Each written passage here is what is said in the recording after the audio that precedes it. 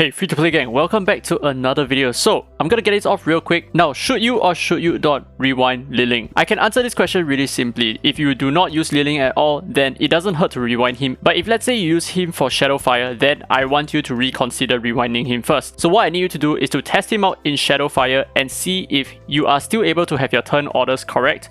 If your turn orders are doing fine, do not touch him, because I do feel like personally, Shadowfire is probably the most important Dislyte boss, or at least the most important Shadow boss. I'm not so sure about Shade Mother. So I think as long as your team is okay for Shadowfire, do not touch it anymore. But the thing is, if your team breaks apart and all that, and you're not able to use Ling to your advantage, then I would highly suggest that you give him a rewind and see whether he would then work for you afterwards. So the question for today is, now that you are in the camp of rewinding Ling, who should you give those precious Abilimons to? So I'm going to start off with some worthy mentions, 3 of them to be precise. So the first is going to be Ollie. I say that he's a worthy mention, but some of you guys might think that he is a must skill up at the start. Now the reason why I feel like you don't need to skill him up ASAP is because I feel like his passive at level 1 is kind of good enough. You just need it to trigger once, and that's where your winning condition is. Waiting for 5 turns is not exactly a winning condition for you. And the rest of his skills don't really need skill ups, right? His first skill I don't think is that necessary, and his third skill as well, I don't think is really that necessary as well. Now the next worthy mention is going to be Zora. So the thing is, Zora's multipliers are actually a little bit better than what Ling is going to be, because she has 120% over here, which then bounces into her first skill, which deals an additional 60% for a total of 180% AoE damage. But the reason why I don't feel like she is a good mention is for 2 reasons. The first reason is that she is a flow type, and flow type espers kind of suck for most content. I would say kind of suck. And the reason is, she's not going to be so good in PvP because of her typing, because there are a lot of wind espers around, especially height users. And in terms of PvE content, you're not really going to use her all that much. And the second reason why she sucks is because if she uses her third skill followed by her first skill, you're going to trigger a lot of avatar procs, which further emphasizes the fact that she is not that good in PvP. I know I used to say once that she was good in PvP, but I take back my words on that. It's really because of her typing and the fact that she triggers a lot of avatar procs that makes her a bad choice, but she will still be a worthy mention. And the third and final esper is going to be Ophelia. So a lot of people swear by using her and that maxing her skills is going to be very useful, but the thing is, I have not even given her a single skill up, and she's working perfectly fine. If you want to use her for your ritual miracles, she's gonna work with a cooldown of 4 turns. You don't necessarily need to bring this down to 3 turns. It doesn't really give you that extra edge. And in terms of DPS at 0 skill ups, mine is more than capable of one-shotting a lot of espers right now, so I don't really think that it is so urgent to skill her up.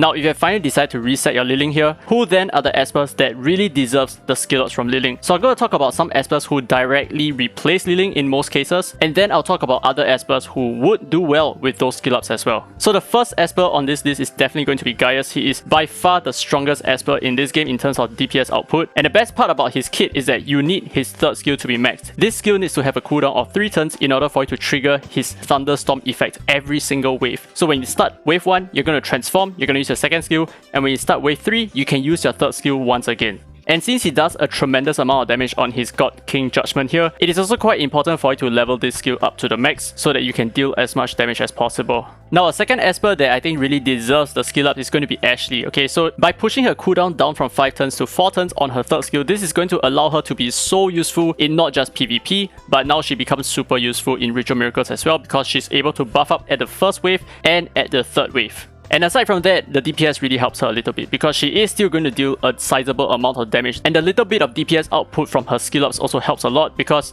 not only is she dealing true damage, she is also really good at dealing her own damage. And for the mere fact that she is useful in so many different content, it doesn't hurt at all to skill her up to the max. So those were the 2 espers who directly replaced Ling in a lot of different situations. But what if you do not have Gaius and Ashley, or you have already max skilled them up like me? So this is what I'm gonna do right now. I'm gonna start off with 3 worthy mentions for espers who do not fit the AoE DPS role. So the first is going to be Tricky. Now the thing is, Tricky really requires the third skill to be kept out, although without the third skill being kept, he still works, just less efficient, because the debuff chance actually increases as his third skill gets kept out. Another esper that could do really well with skill ups is going to be Sally. It is not a necessity, because you can just give her ocean waves and she's still going to throw her third skill and her second skill quite efficiently that way. But if you want to be fully efficient, then it doesn't hurt to give her the skill ups as well. And the third and final esper is definitely going to be Ahmed. Now the thing is, like the previous 2 espers, it is not urgent to give them skill ups. Same for his world stage as well. So the thing is, you want to push his cooldown down from 5 turns to 4 turns so that his cooldown reduction ability and his healing power gets increased exponentially. But at the same time, I have not even skilled up my Ahmed, and he's working just fine. I do feel like he's still very useful regardless, so he is also going to be a worthy mention.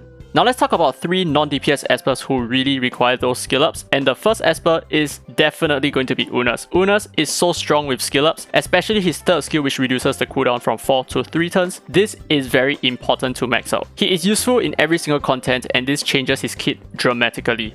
And second on the list is going to be Clara. Now she is an insane healer and she definitely requires the skill ups, especially for her third skill. So for her third skill, not only will her healing power increase, her cooldown will be reduced as well. And I think this is quite important if you want to cycle your immunity and your AP movement as well. The AP movement here is really strong. But one thing to take note of is you do not want her first skill to be capped out. So that means that if you lucked out and her Hymn of Life goes to cap, do not upgrade her anymore. Now the third and final esper who really deserves the skill ups is going to be Abigail. Now, there is a misconception running around that I say that she is not good. I did say that she's good in Holo Battle and RTA, and especially in Desolate Lands as well, and I stay true to whatever that I say in the past. I do feel like she is still great in all those places. Just because I tell you not to summon for a certain esper doesn't mean that the esper is not good. It's just not generally good everywhere. But the thing about Abigail is that she needs her third skill to be capped out ASAP. And the reason why this is so important is that this becomes so powerful with the 100% AP push over here for RTA and Holo Battle, because you can then revive any one of your espers. Let's say you have a Gaius who died, you can revive that Gaius immediately, he gains a turn and he has an attack buff and all that good stuff, and he's going to attack and heal himself all the way up to cap. So she's really good in RTA and especially Holo Battle. And in fact, she will be my next priority as well. I'm definitely going to cap out my Abigail next, which is definitely going to come true anyway because I'm going to reset Ling and he's going to give me the required skill ups as well.